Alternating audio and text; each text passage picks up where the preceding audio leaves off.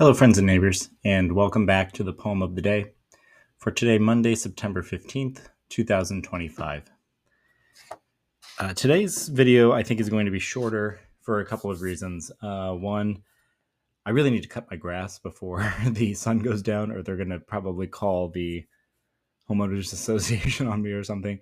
But second, because I'm also going a bit outside of my comfort zone.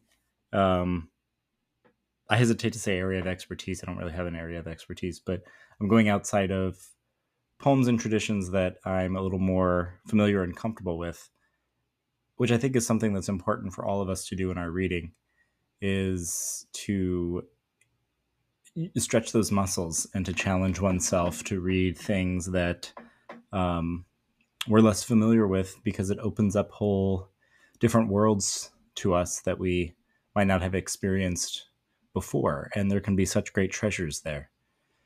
And so today I'll be reading from the poet Rumi, who is a 13th century poet who was born in Afghanistan and I believe died in Turkey. If I recall, he was born in about 1207, died something like 1273. I think my years aren't exact on that, but he wrote in Persian, and there are hundreds and hundreds of extant poems that have been translated throughout the ages. And so the poem that I'm reading today is translated by Brad Gooch and Miriam Mortaz, and it is the first poem of Rumi's that I've read before. I'll speak a very little bit about it afterward, but I need to cut my grass, and I'm allowing myself to take some time to get more acclimated with his work before I speak a whole lot more comfortably on some of my observations. I think this is a lovely and beautiful poem that we're about to read, and I hope that it's indicative of a lot of the rest of his work. I know a lot of people who are very fond of his work. There's a friend of mine who sort of has recommended him to me, but also I know that Patti Smith is a big fan, and what's good for Patti Smith is good for all of us. So without further ado, this is Where Did the Handsome Beloved Go by Rumi. Where did the handsome beloved go? I wonder, where did that tall, shapely cypress tree go? He spread his light among us like a candle. Where did he go? So strange. Where did he go without me? All day long my heart trembles like a leaf. All alone at midnight, where did that beloved go? Go to the road and ask any passing traveler, that soul-stirring companion, where did he go?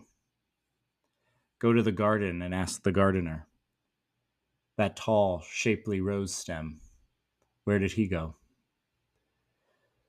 Go to the rooftop and ask the watchman, that unique sultan, where did he go? Like a madman, I search in the meadows, that deer in the meadows, where did he go? My tearful eyes overflow like a river, that pearl in the vast sea, where did he go?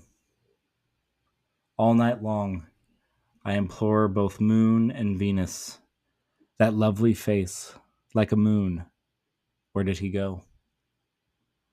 If he is mine, why is he with others? Since he's not here, to what there did he go? If his heart and soul are joined with God, and he left this realm of earth and water, where did he go? Tell me clearly, Shams of Tabriz, of whom it is said, the sun never dies, where did he go? All right. It's a beautiful poem full of such longing, and I believe it's 26 lines long. Throughout it, you follow the speaker on a journey of grief. I hesitate to run this through the stages of grief that we're familiar with in Western psychology, because I think that would be a misapplication, both as an anachronism, but also as a cultural theory. And yet you can hear, as the speaker goes through, initially referring to this person, the beloved, the master, perhaps, that they've lost, as handsome at the beginning, tall, much like a tree, right? Something that's impressive, something that stands out, that gives shade, that gives nourishment, that gives comfort and coolness, that protects people, something that you look up to, something that's beautiful and admirable. After that, he's compared to a candle, so it's a sort of second elemental thing. You have the life of plants, and then you have the burning passion that's represented by the flame, which I think can be something that's enlightening, but also something that's warm. And light from a candle is light that can be spread without ever being diminished, which I think is a lovely thing to liken someone to. Something that can be shared and spread without ever being diminished. That's why we often hear of sort of the light inside of someone. And that's when the speaker begins to kind of offer alterations on their every other line, asking where this person went, because we get this so strange. So you can sense that they're starting to wonder about it, but also have some sort of panic or discomfort with it. It's no longer just, I can't find this person, but I'm starting to begin to think that there's something strange afoot, right? And right after that, we have that all day long, my heart trembles like a leaf, which is a nice callback to the cypress tree at the beginning. But to tremble like a leaf is to suggest that something is about to fall in just a breeze of the wind. And right after that, we hear the phrase "all alone at midnight." So not even the light from the candles in this case is something that's keeping the speaker company, illuminated and warm.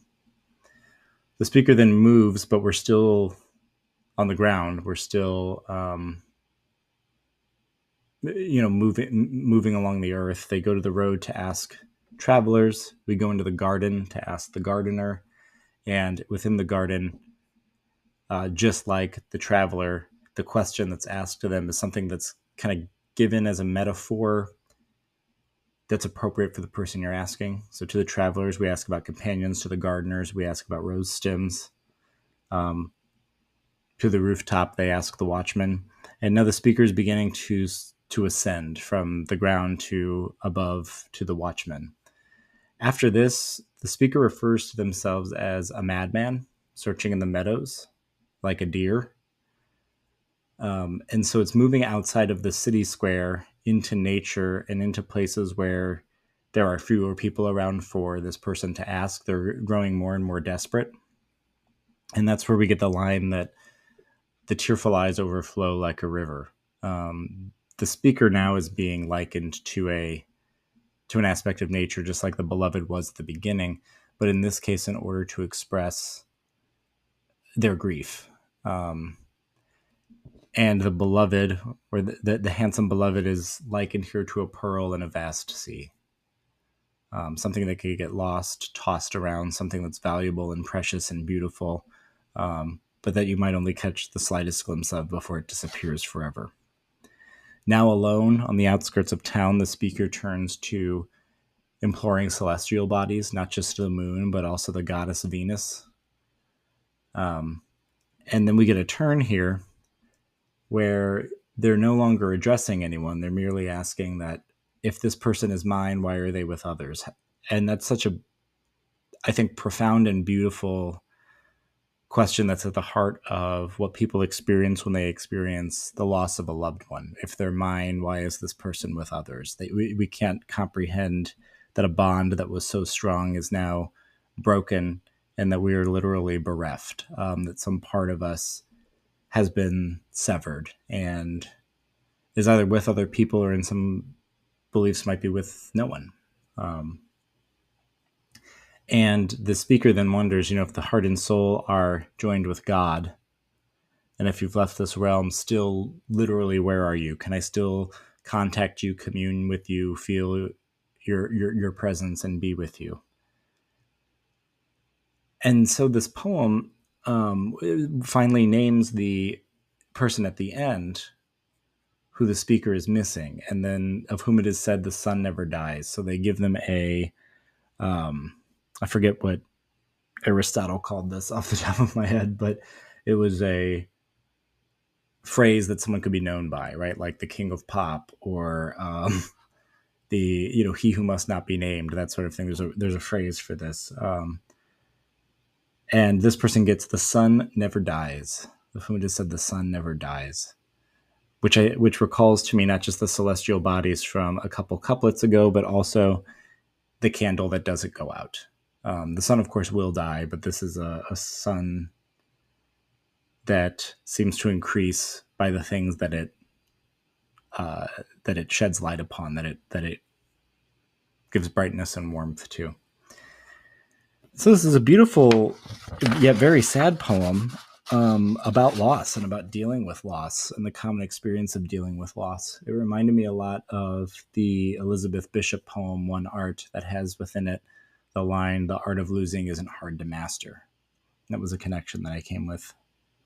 I think the reiteration of these questions every 2 lines really puts us in a psychological space of the speaker continually asking this question and refusing to give up or to accept the answer that this person whom they love is gone. And yeah, this was my first foray with Rumi, and I'm looking forward to reading more of Rumi's work, perhaps later this week. So if you have some familiarity with the poet and you would like to either recommend poems or just provide some information about the writer, I would be very happy to hear from you about that.